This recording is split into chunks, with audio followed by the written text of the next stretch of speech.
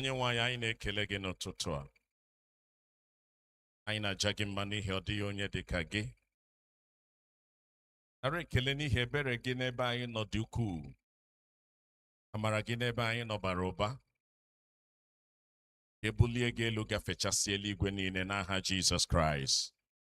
Biko ka anyị niile guzoro ọtọ fere Jizọs aka, fere ya aka gị, fere ya aka gị, fere ya aka gị. Kelee ya. Kelee ya, ya onye mere ka anyị hụ the last Sunday n'ime ọnwa June. Ọtụtụ ihe mere n'ime ọnwa June, ma Jehova napụtara anyị. Ye Chineke napụtara gị n'ọtụtụ mkpa dị iche iche. Kelee ya, sị onye nwe anyị nara ekele. Nara ekele n'ihi ihe ị mere n'ọnwa June. Nara ekele n'ihe ị chọrọ, ihe ị kwadoro ime n'ime ọnwa July. Nara ekele n'ihi nnapụta gị nye ndụ m, nnapụta gị nye ezinụlọ m. Nara ekele n'ihi amara gị. Ọ dị otu ekpere anyị ga-ekpe nke sitere na nkwa Abụọma 30 n'ebe ahụ anyị gụrụ.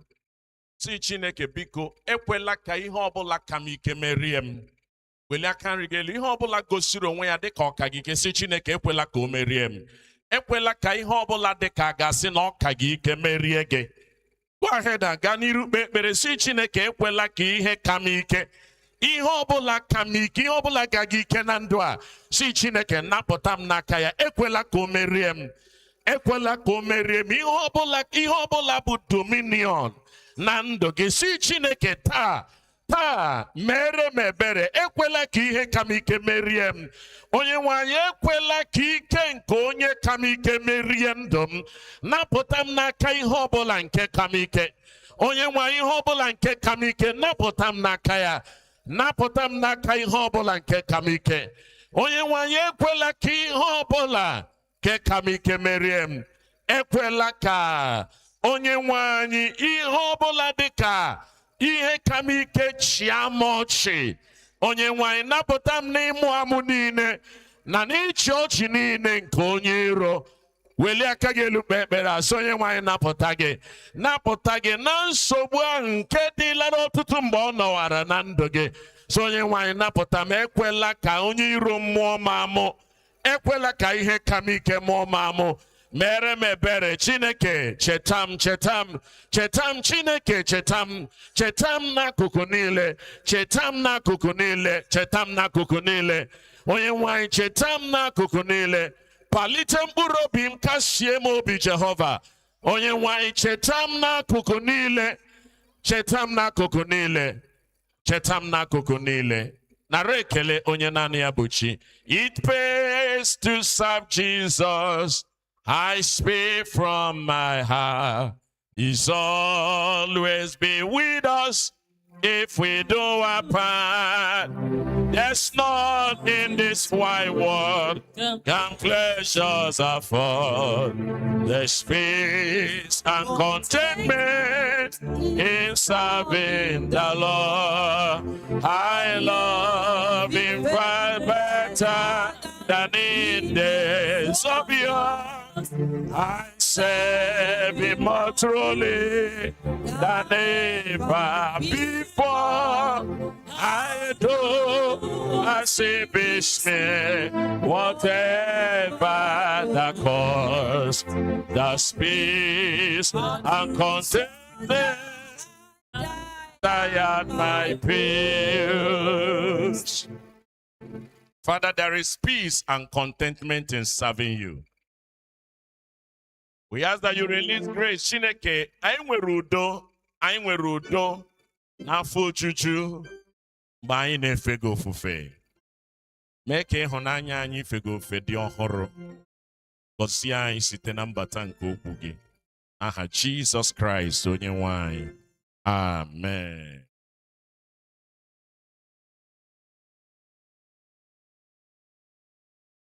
Ka anyị mepee akwụkwọ nsọ anyị na Genesis isi 22. Aga m agbalịsi ike ka m sụọ naanị Igbo taa. Genesis isi 22 bụ amaokwu nke mbụ, amaokwu nke ise, amaokwu nke asatọ, amaokwu nke 12, amaokwu nke 14. Anyị ga-ewere ebe ndị a kwuo ole na ole. Jenesis isi 22. O rue mgbe ihe ndị a gasịrị, na Chineke nwara Abraham sị ya, Abraham, ọ sị lekwa m, ọ sị biko were nwa gị nwoke ị nwere naanị ya, onye hụrụ n'anya bụ Isaac, jee ala Morai sure ya n'ebe ahụ ka ọ bụrụ aja nsure ọkụ n'elu otu n'ime ugwu nke m ga-asị gị jee. Amaokwu nke 5. Abraham wee sị ụmụ okorobịa ya, nọdụnụ ebe a n'onwe unu na ịnyịnya ibu, mụ onwe m na nwa okoro a ga-eje ebe ahụ. Anyị ga-akpọkwa isi ala chiarikute unu. Amaokwu nke 8. Abraham wee sị Chineke ga-ahụrụ onwe ya nwa atụrụ iji chụọ aja nsure ọkụ. Nwa m. Ha abụọ wee yikọọ jee. Amaokwu nke 12. Ọ sị, esetịla aka gị tụkwasị n'arụ nwa okoro ahụ, emekwala ya ihe ọbụla, n'ihi na ugbu a ka m maara na onye na-atụ egwu Chineke ka ị bụ, n'ihi na igbochi nwa gị nwoke. Amaokwu nke 14. Abraham wee kpọọ aha ebe ahụ Jehova Jire, dịka a na-asị ruo taa, n'ugwu nke Jehova a ga-ahụ ya. Hallelujah. Ka Chineke emepe anya gị ka ịhụ Jehova n'ugwu ya n'aha Jizọs. Maka na ebe anyị bịara bụ n'ugwu Jehova. Akwụkwọ nsọ si n'ugwu Jehova ka a ga-eme gịnị? Ka a ga-ahụ ya. Ọtụtụ ndị mmadụ na-abịa n'ugwu Jehova ọtụtụ arọ ma ha ahụbeghị Jehova. Mana mgbe Abraham rubere isi jee n'ugwu Jehova, ya mee gịnị? Ya ahụ Jehova. Jehova kpughere ya aha ọ na-amaghị. Ọ dị aha Jehova ị na-amaghị nke Jehova ga-ekpughere gị naanị n'ime ọnọdụ gị. Toonu Chineke anyị. Ọ dị aha Jehova nke ị na-amabeghị. Ị ka na-etu ya bụ aha ndị ọzọ tụrụ ya. O nwebeghị nke ị tụrụ ya n'ihi na ị chọpụtara ya n'ime ọnọdụ gị. Toonu Chineke anyị. Ọ dịtụla aha ị na-etu ya, ya bụrụ gị nwabara ya maka na o kpughere gị afọ anye gị. Hallelujah.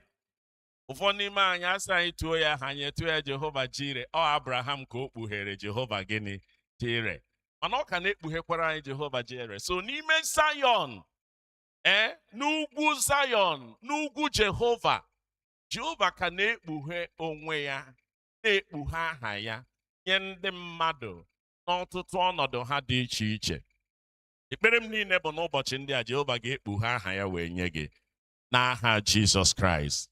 N'ime ọnọdụ ahụ ị chere na ọnọdụ agwụsịala, Jehova ga-agwa gị ihe ị ga-eme.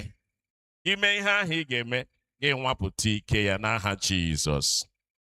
Isiokwu anyị chọrọ ịtụle n'ụtụtụ a sị, gịnị ka ịhụnanya ị hụrụ Jizọs wee lara gị? Gịnị ka ịhụnanya ị hụrụ Jizọs, gịnị ka o fulara gị? Toonu Chineke anyị.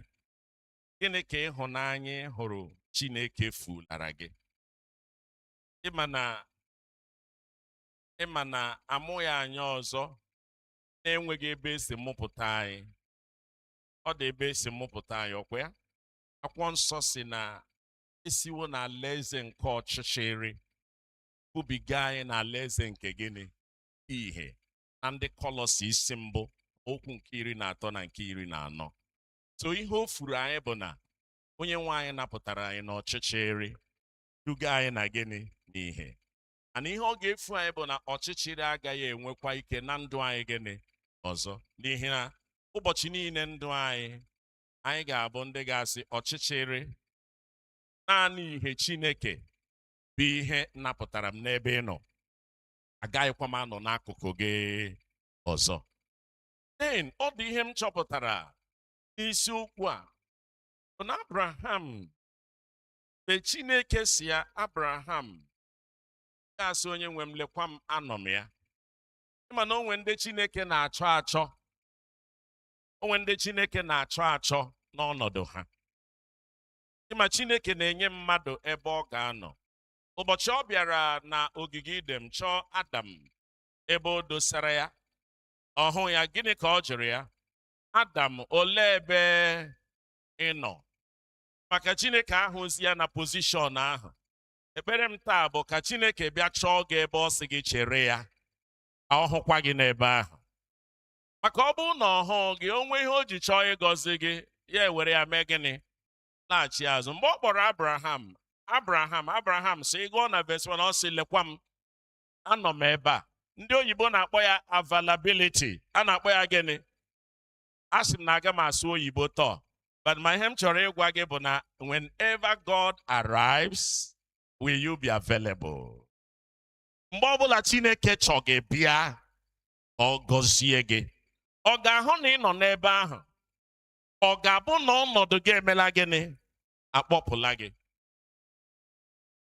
Abraham, ihe abụghị oku izizi Chineke na-akpọ ya. Nke a bụ oku nke abụọ Chineke na-akpọ ya. After how many years? 50 years. Yes. Oku izi Chineke kpọrọ ya bụ nke ọ kpọrọ ya na Genesis isi 12. Mgbe ọ sị Abraham, si n'ala nna gị pụta, ka m duje gị n'ala ị na-amaghị. Mgbe ahụ Abraham dị arọ ole? 100 years or 90-something years. Because at this point now, Abraham did 125 years. 100 and what? And Isaac did how many years? 25 years. So check here. Chineke or Abraham said, leave. After 50 years. Ya bịakwa gwa ya okwu ọzọ. And ihe niile Chineke na-agwa Abraham bụ, ọ na-achọ ka Abraham ka ọ nwapụta ma Abraham ọ hụrụ ya na gịnị? Izizi bụ na ọ chọrọ ịma Abraham, ị hụrụ m n'anya karịa nne gị na gịnị? Na nna gị. Ya sị, si n'ala nna gị pụọ, jee ebe m ga-eme gịnị? Ebe m ga-egosi gị. Nwoke agadi nwoke na-enwerọ ebe ọma, ya rube isi mee gịnị? Gawa n'ebe ahụ. Unu Chineke anyị. Maka na ihe kara ya obi bụ ihe David kwuru na akwụkwọ Abụọma 73, 24 na 26 ya. Ọ sị n'ebe ahụ, Chineke, onye ka m nwere n'eluigwe ma ọ bụghị naanị gị? Ndị midia, unu nyegodi ya anyị. Onye ka m nwere n'ebe ma ọ bụghị naanị gị? Onye ka ihe ya tọworo m ụtọ n'elu ụwa a ma ọ bụghị sọsọ gị? Onye ji Igbo Bible ya gụọrọ anyị ebe a. Abụọma 73, 24 to 26. Yes.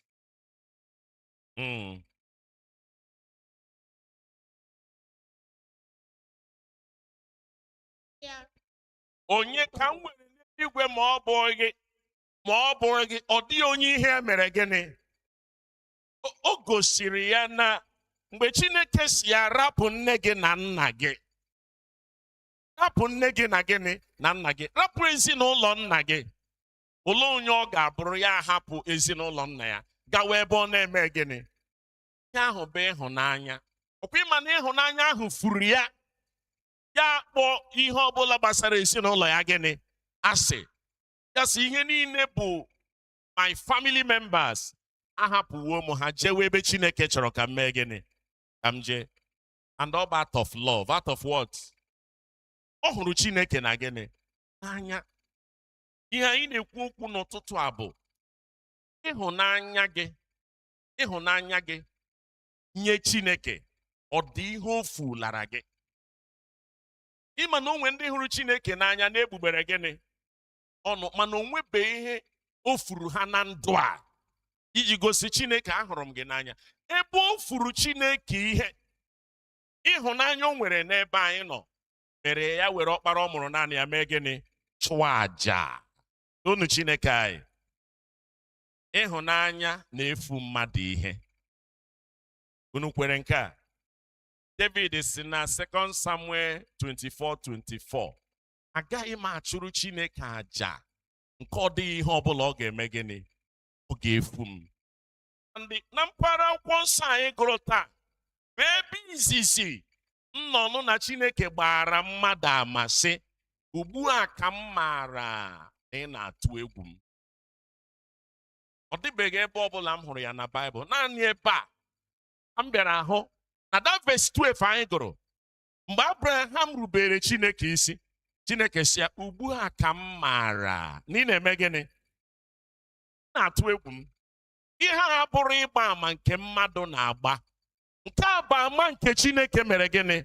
Gbara. N'ihi na Abraham gosiri Chineke na ya mere gịnị? Na ya hụrụ ya n'anya. Ihe a bụ ebe izizi Chineke na-ekwu okwu sị, ugbu a ka m onwe m maara na ị mere gịnị? Na ị na-atụ egwu m. Praise the living God. Hallelujah. After how many years? 50 years o si na ala nna ya pụta. Na chapter 2, gaa n'ebe nke m ga-egosi gị, aga m agọzi gị, aga m abụ ngọzi nye gị, ị ga-abụkwa ngọzi nye mba niile nke gịnị? Nke niile nke ụwa. Ya rute ebe a, otu nwa Chineke jiri gọzie Abraham. Chineke si Abraham, give it to me. Ihe a bụ ịhụnanya kacha dị mkpa. Ịhụnanya kacha dị mkpa. Nye m nwa nke m jiri gọzie gị. Ebe m chọrọ ibring my point bụ na, kedu ihe mere ịhụnanya Abraham nwere nye Chineke mgbe before 50 years? Na ịhụnanya ahụ ka dịkwa afterward 50 years. Na ịhụnanya Abraham nwere nye Chineke na 50 years ago and 50 years after, na ịhụnanya nka dịkwa otu ọ dị. Ịma na o nwere ndị hụrụ Chineke n'anya mgbe ha dị okorobịa, mana ha ruo n'agadi ha sị, echetara m mgbe anyị bụ okorobịa, the way we serve God. Ọkịfụ na ịhụnanya ahụ emela gịnị? Anyị bụ agbọghọbịa, the way anyị si kpere Chineke. Mana ịhụnanya ahụ ajụọla oyi. Ọ dị ihe Baịbụl kwuru na Matiu 24, amaokwu nke 12, sị na mgbe ikpeazụ ịhụnanya nke ndị ka n'okwukwe ga-eme gịnị? Metụ nwanne gị aka sị ya, ịhụnanya gị ọ jụọla oyi. Nke Abraham ka dị ọkụ. Mgbe ahụ o bidoro, otu ahụ ọ ka dị, ka ọ ka mere gịnị? Ọ ka dị. Ma ọ bụna mgbe ọ gbara 125 years. Isaac gbaa 25 years. Ile otu Chineke ga-esi bịa ọzọ si ya, nna nwa gbara 25 years, ya ji eme gịnị? Je chọrọ. Ihe ahụ bụ nnwale. Nnwale ahụ bụ nnwale ma Abraham, ụdịka ịhụnanya ahụ o nwere n'izizi, ọ ka nwekwara ya. Jụọ nwanne gị, ịhụnanya izizi gị ọ ka dị ya? Ịhụnanya ị nwere nye Chineke na mgbe okorobịa gị na mgbe agbọghọbịa gị ọ ka dị ebe ahụ? Praise the living God. Akwụkwọ nsọ sị na ịhụnanya ndị ka n'okwukwe ga-eme gịnị? Ga-ajụ oyi. N'ihi na ajọ omume ga-eme gịnị? Ga-aba ụba. Nke bụ na ajọ omume slows down ịhụnanya. Mmehie na-eme ka ịhụnanya mee gịnị? Jụọ oyi. Ọ na-eme ka ịhụnanya mmadụ nwere n'ebe Chineke nọ jụọ oyi. Ọ ka were ọnụ ya na-akpọ Chineke, mana ịhụnanya ya emela gịnị? Chekigodo ịhụnanya gị. Itinye aka. I think 2 Corinthians 13 verse 1 say, lee ma Chineke ọ ka nọkwa n'ebe n'obi gị. Ma ọ bụ na ọ nọzi ya na ịbụ onye mere gịnị? Ajụrụ ajụ. Enwe ndị na-ekpere Chineke, ịhụnanya ha ji bido agharịpụla ha. And onwebe ụbọchị ha si Chineke, ana m achọ ịhụnanya gịnị? Achọ. Na ihe ha chọrọ bụ ka Chineke gọzie, ma Chineke concern ya bụ ada. Ịhụnanya ahụ ị nwere nye mgbe ị bidoro, ahụkwa m ya ọzọ. Ebee ka ị tọsara ya? Chineke bịara nwale Abraham si ya, ebe ga-aga ịchụ aja abụrụkwa ebe dị nso, ọkwa n'ugwu Moraya, ọkwa na ugwu gịnị? Ugwu Moraya ka ị ga-aga ịchụ aja. Asịkwana m gị chụọ aja n'ụtụtụ echi. Asị m gị chụọ ya n'ụtụtụ echi. Tụlee ya ma ọ ga-ekwe gị omume. Ọkwifu na enyere ya chance ka o mee gịnị?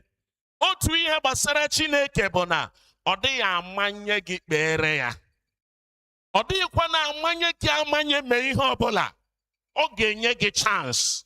O si Abraham, lekwa ihe m chọrọ ka ime. Mana ihe m chọrọ ka ime bụ ka m nwapụta. Ọ gwa ya Abraham, mana ya onwe ya amarala na ihe ọ chọrọ ịma ka ya mara ma level ịhụnanya Abraham nwere n'ebe ọ nọ na mgbe okorobịa ya, ọ ka bụkwa ịhụnanya o nwere n'ebe ọ nọ na mgbe agadi ya. Unu aghọta ebe anyị na-aga? Welie aka tie hallelujah. And Chineke anaghị afọsụ mmadụ. Ya sị gị mee ihe, ya ahapụ gị. Ọ ihe ahụ ọ sị gị mee ga-ekpe gị ikpe.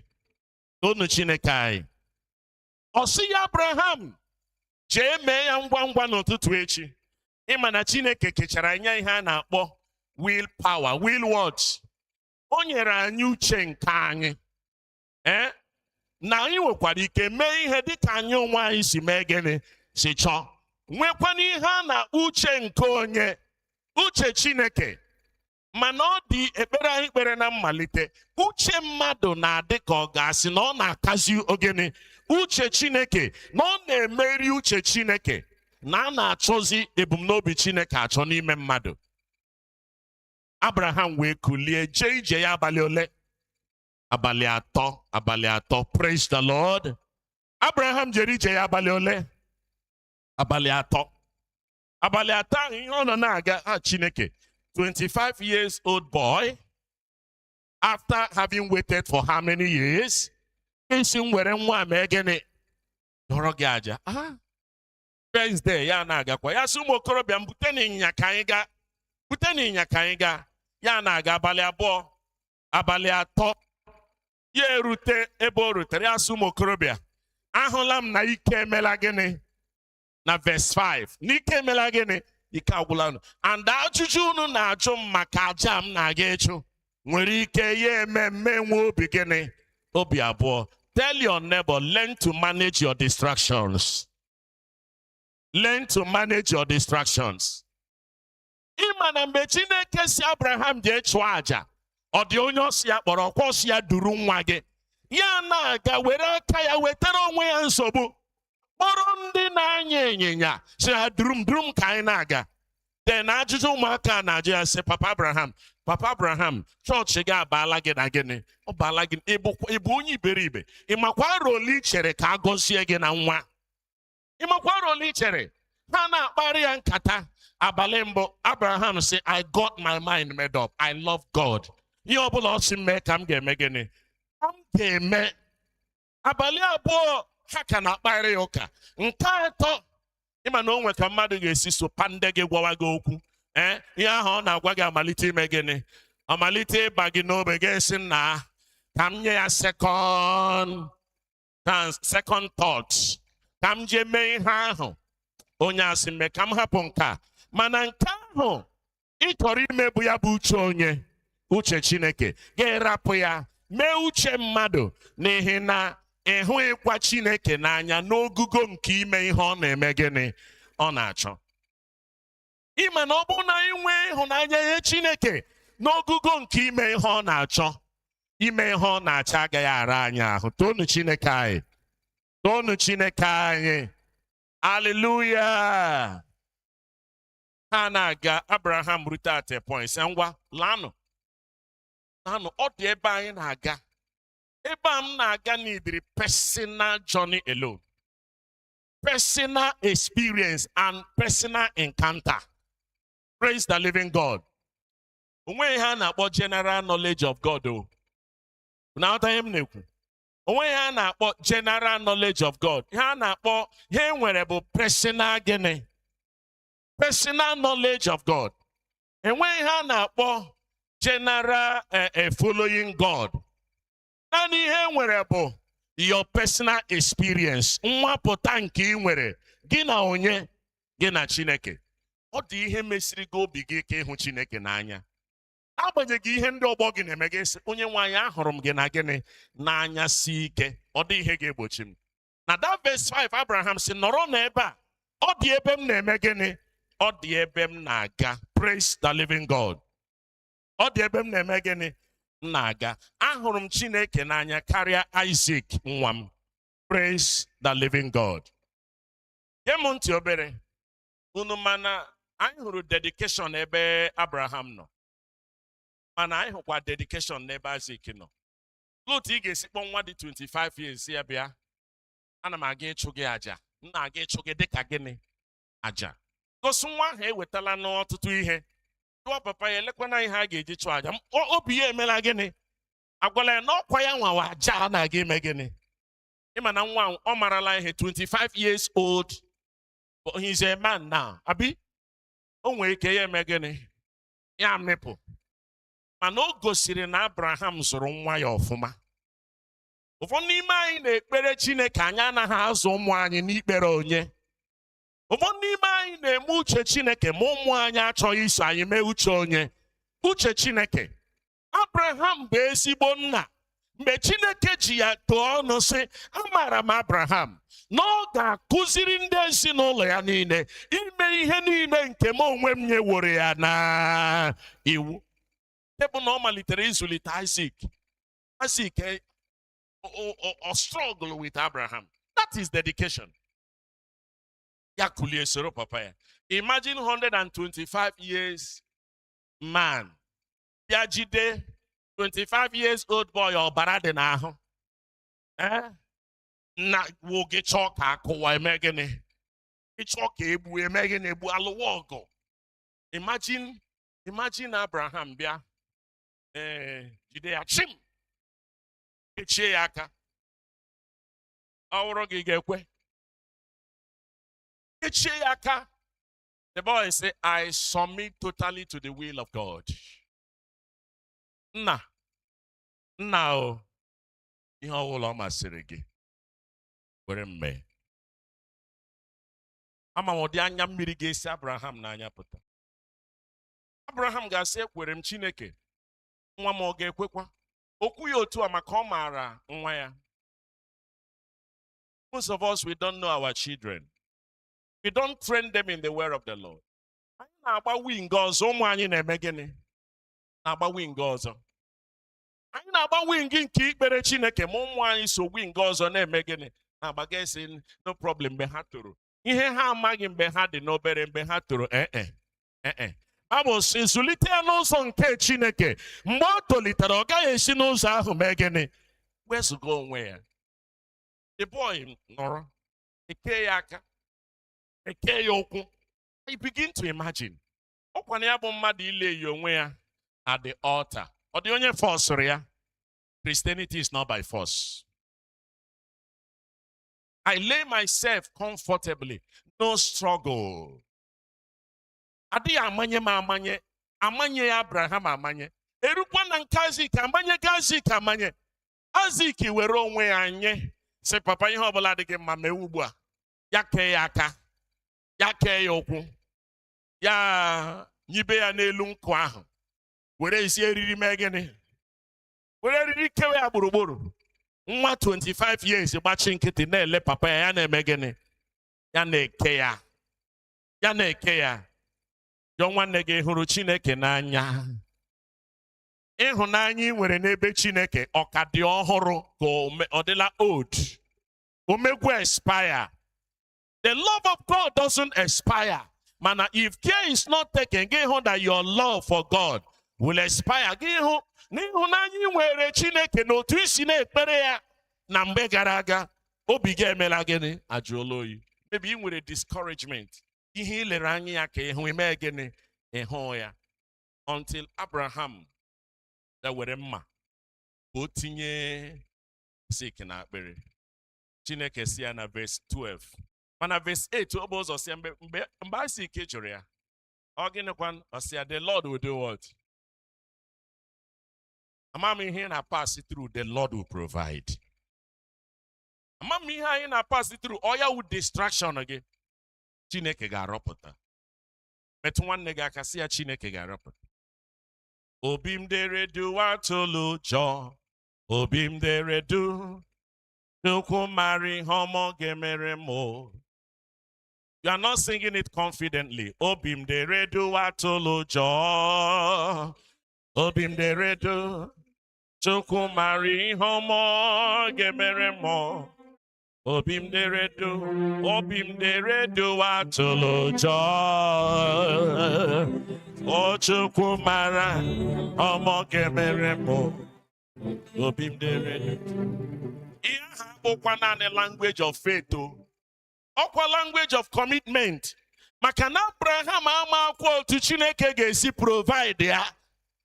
Maka for him, o chikekworo ihe o ji adị a na-agwa ya, he has provided you. I am not looking for any other provision. But o chi okwukwe na-ekwu ya si Chineke a na-akpọ ihe na-adịghị dị ka ga-asị na o mere gịnị na ọ dị. Amaara m na ọ ga-provide. Ha na-aga ruo na verse 12.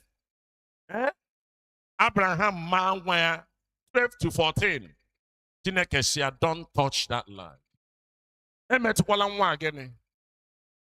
Lekwa nwa atụrụ scapegoat. Akwụkwọ nsọ ịgụ Bible Atlas ga-ehụ na Bible si na nwa atụrụ ahụ enwere osisi abụọ. A na-enwe osisi gbara mkpị. Na isi atụrụ ahụ jere nọrọ na osisi ahụ gbara mkpị. That means always scapegoat. Ya si Abraham nwụpụta ya were ya mee gịnị dọrọ m aja. Then Abraham say, I have experienced this God. How many of you have personally experienced him? That you can talk about him out of experience, not hearsay. You can tell your neighbor, I have experienced him. I have witnessed this God. I have a testimony. I am a testament. I know I have experienced him. Anwapụtala m ya. Ọ bụghị na agwara m kama na emere m gịnị? Anwapụtara m ya. Abraham nwapụtara Chineke. Chineke si ya lekwa afọ anyị ga na-etuzi m after today. May the Lord show you himself in that situation. I say, may the Lord show you himself in that situation. Ọ dị onye gụrụ egwu si Jehovah Jireh, my provider. His grace is sufficient for me. The Lord shall provide all my needs according to his riches in glory. Yes, over me. Jehovah Jireh cares for me. Jehovah Jireh cares for me. Jehovah Jireh cares for you. Jehovah Jireh cares for you. He will give his angels charge over you. That need in a choki gesimeya. Don't worry. Chineke ga-enye ndị mmụọ ozi ya iwu n'ebe nọ. Ha ga-abịa kwute gị. Mana ụdị ajụjụ m na-ajụ tupu m aga na the last point of my message. Bụ na Chineke hụrụ Abraham na ọ hụrụ ya n'anya rie nne.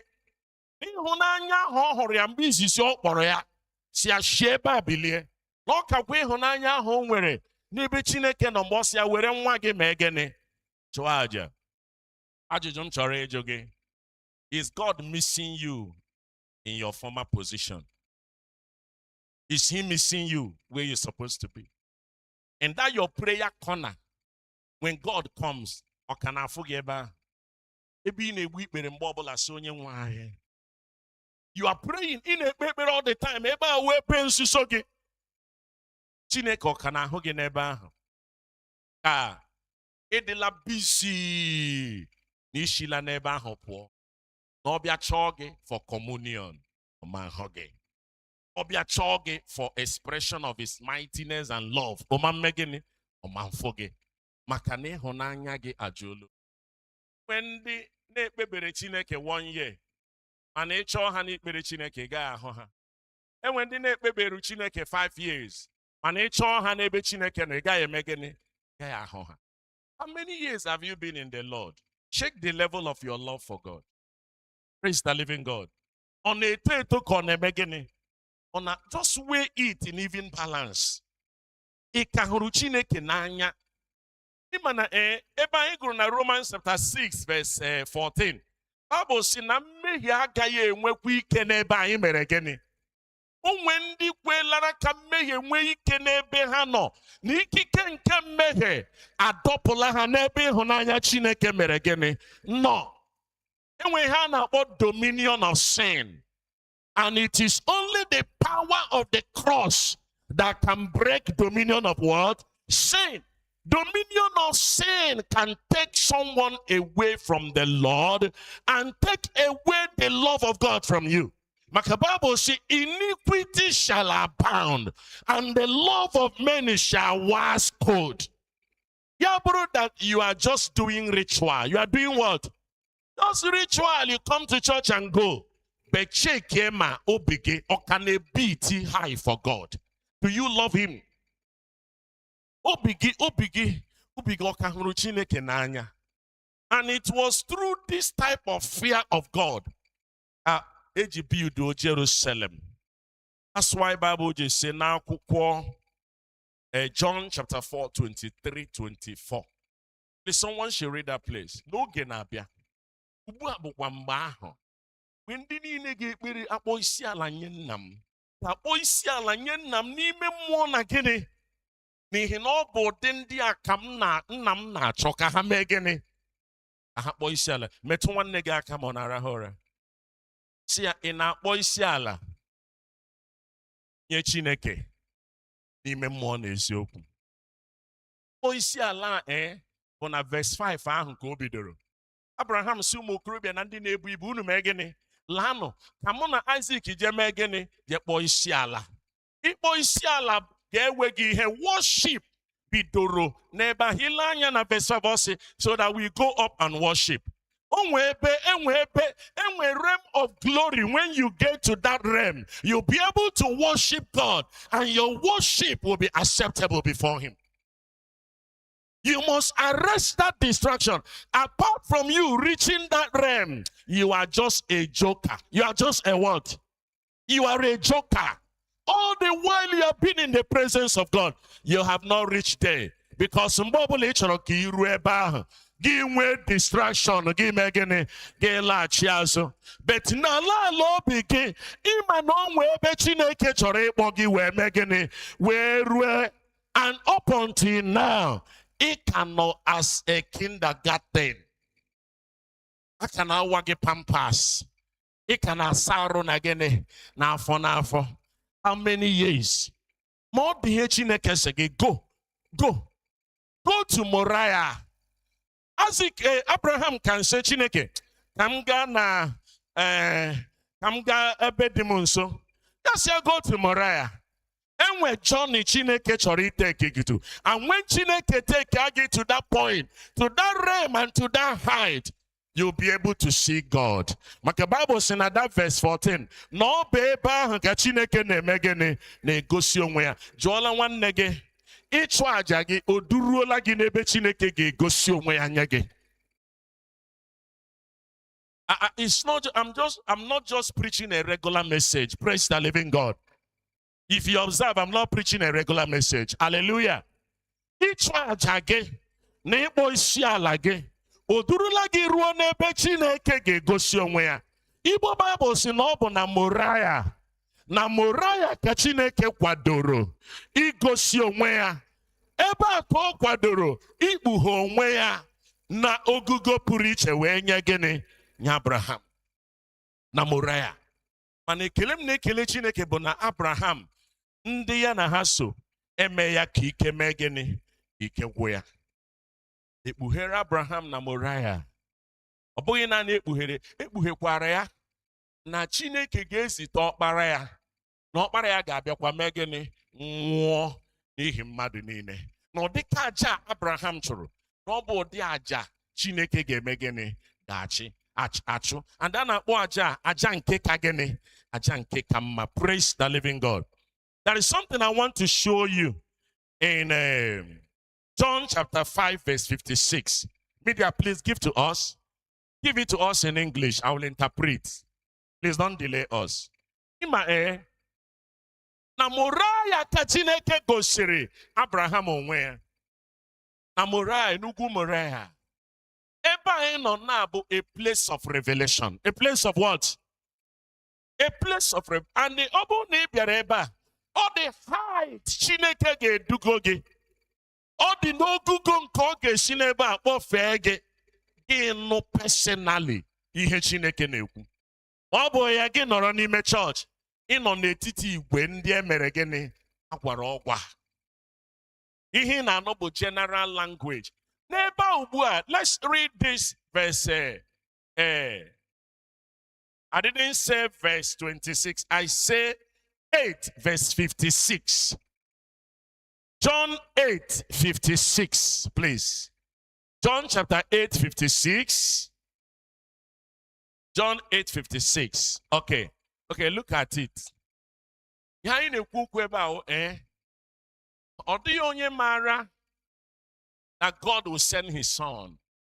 It was in this place that God will reveal in Abraham that very soon I will do what? I will send my son. In that mountain, the place of revelation, a place that when others are going down, they see, oh, the that is keeping me. I'm not going to go down. Look at the Bible saying, your father Abraham is the same word. Your father Abraham is the same word. So it was glad.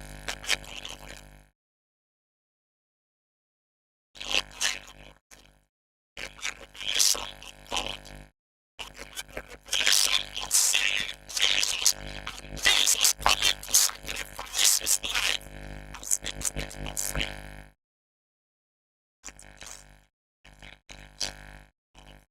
Sacrifice. And that's the question. That's what I want to ask you. Any instructions? Any instruction of this thinking foundation of man? But it's thinking of this morning, you need to with the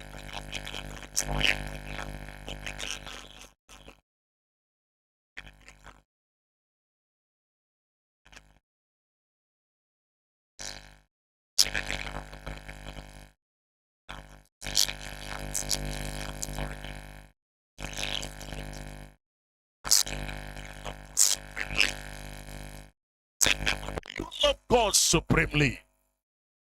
Do you really love him supremely? If you love him supremely, whatever he says you should do what? Do it. I mean, I know never. Chineke nyere iwu si, please build Jerusalem there. Come on, Ebechara. Never had no buhere Abraham. Ni Chineke. Ya Chineke si, David Uriah ebe chwaja. And ever he will Jerusalem today. It pays to serve Jesus. Your sacrifices will never be in vain.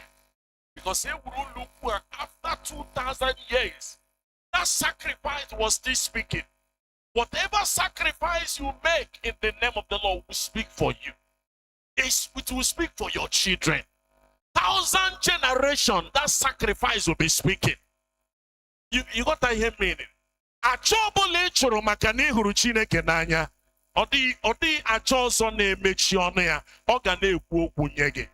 If you go home and read 2 Chronicles chapter 3 verse 1, you know that the house of God was built on that revelation. Do you have revelation about God? Have you sacrificed your life? You will learn to get the kaja. Is it still the same? Bible says na mgbe ikpeazụ na ịhụnanya ndị ka nọ n'ọgụ ga-eme gịnị?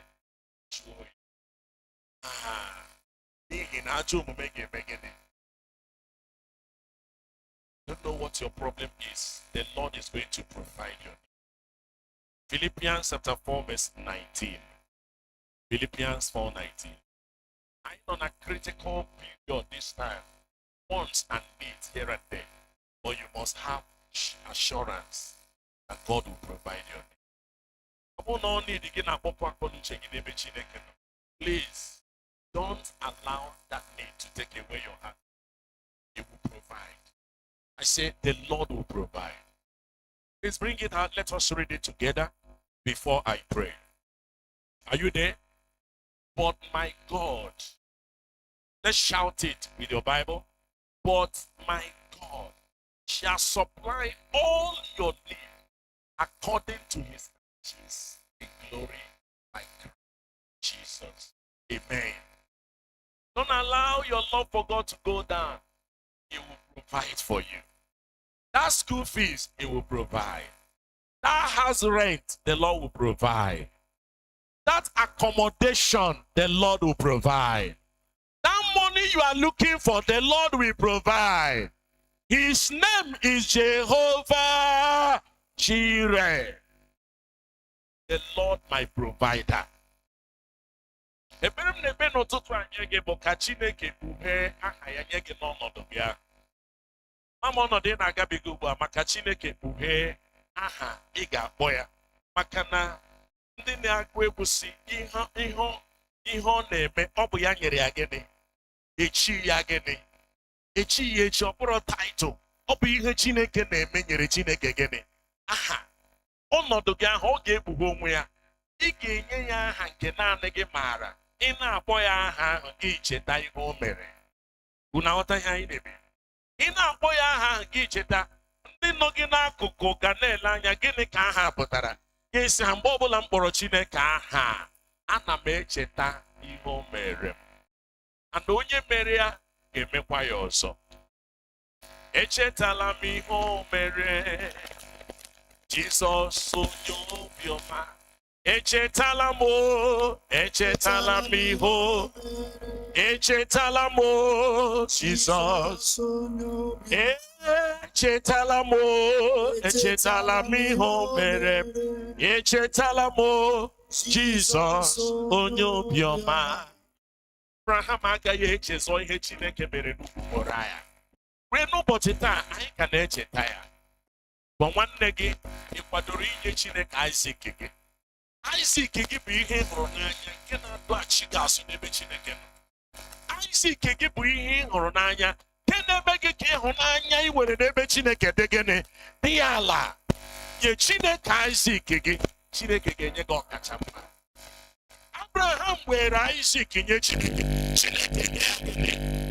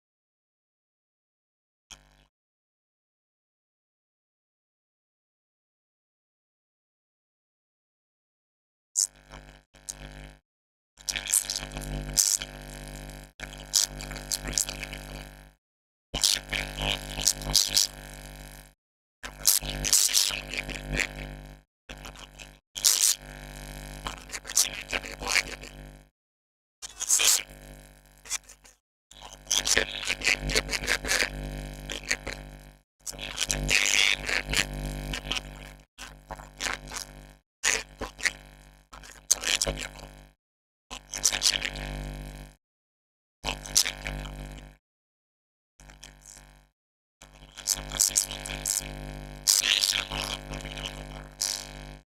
Dominância, convenamos mandar convenamos. Anagatia, olhando como a tiremos respondente. Today, let's read together when I know what it means. In the west wind, thou shalt not bow, shalt not be covered. In the west wind shalt thou not be accepted. Onye mere ntọala, ọ bụ n'aka ya anabata. Ebe na-acha gị, praise God. Mmadụ abụọ jere ime gị etu a. Anaghị aja otu onye, anaghị aja mmadụ ọzọ. Otu aka ọ dị na kọọchị. Anyị niile na-abịa ịchụ aja. Ihe aja achụ aja bụ na anaghị ịchụ aja anyị ekegele. Ọ dịghị aja ọbụla anyị ga-achọ. Ọ bụ nke dị na Romans chapter 12 verse 1. Present your body as a living one, sacrifice unto the Lord, holy and one, acceptable. That is your reasonable worship, your logical worship, your acceptable worship, your acceptable sacrifice. That is what it is. That means every day of our lives. And then this is help me. I present my body. Help me, Lord. Now, another false brother. Did anybody false them? False them. Because their parents taught them how to do what? To sacrifice. And then they were excited. And excited.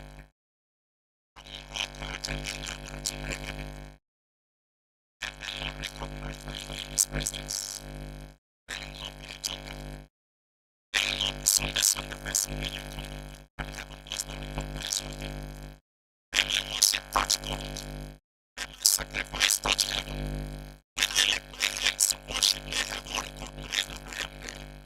When my voice ascends to heaven, let heaven notice my voice. Let heaven look at my daughter. My precious daughter is calling. My precious son is calling me.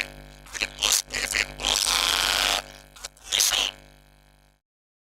Not simply only to jump up and down. She is a matter of the heart, it's a matter of the what? Of the heart. What began in your life? Therefore, to make a law, the one worshiping the right. You're worshiping, you have things against your brother in your heart. Your mind is your brother, you want to make it. So, everyone, I'm making it.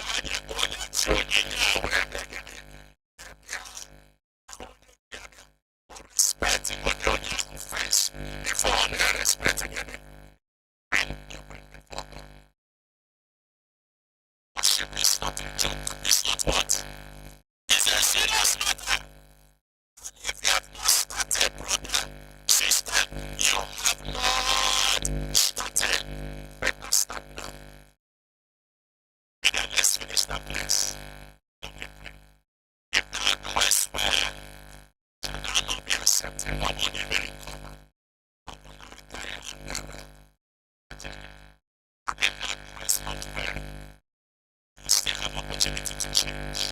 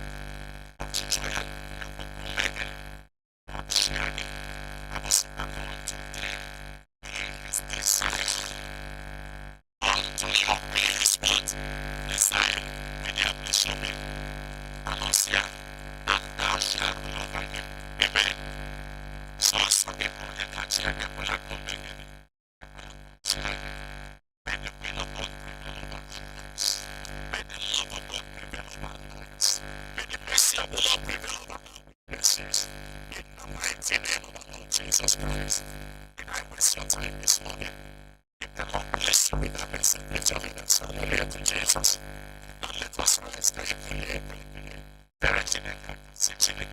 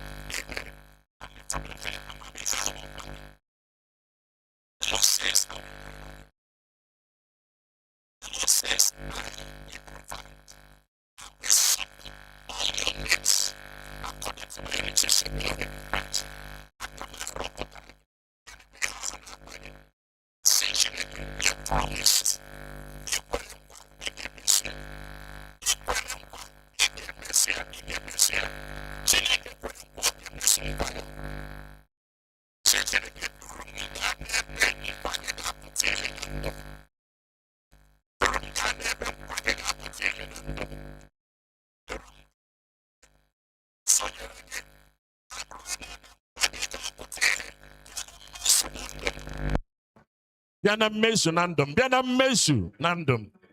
What Chineke no do and see Chineke provide for me. You will provide.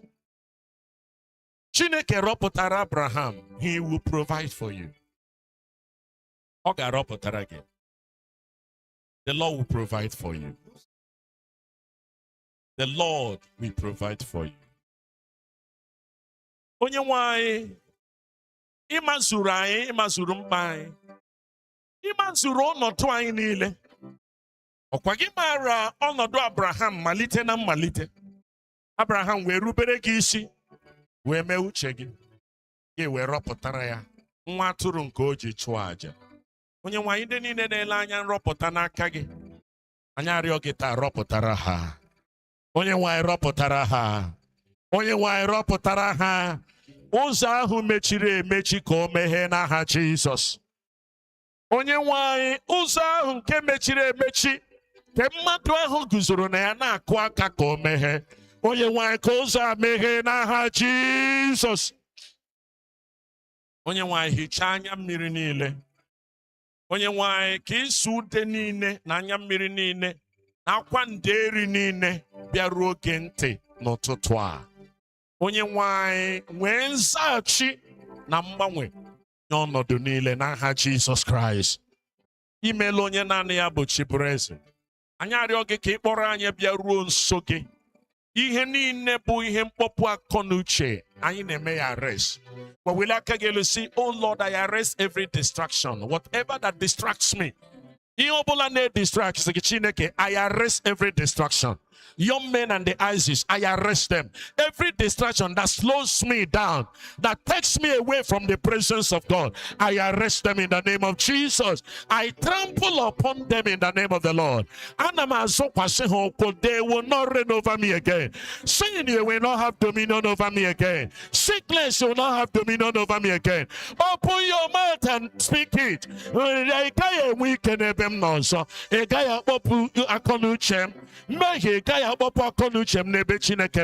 Go ahead and pray. A closed mouth is a closed destiny. Open your mouth and detach yourself from every distraction. Father, thank you, Lord. We arrest every distraction. And Jehovah, at Mount Zion, oh Lord, you will command your blessing over us. Let this blessing begin to flow as we receive ability and capability to manage every distraction. Lord, let your love be shed abroad in our heart by the Holy Ghost. Revive your love in us and cause us to love you more. The more I love you, is the more I want to serve you, Jesus. More of you, the more I love you, is the more I want to serve you, Jesus. More of you, the more I love you, is the more I want to love you, Jesus. More of you. I want more of you. I want more of you, Jesus. I want more of you, Jesus. The more I know you, is the more I want to love you, Jesus. More of you. Father, this is our heart desire. The more we know you, the more we want to love you. The more we love you, the more we want to love you more.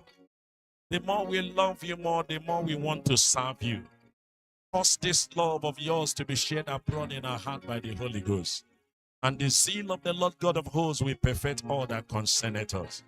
In the name of God the Father, God the Son, and God the Holy Ghost. Amen.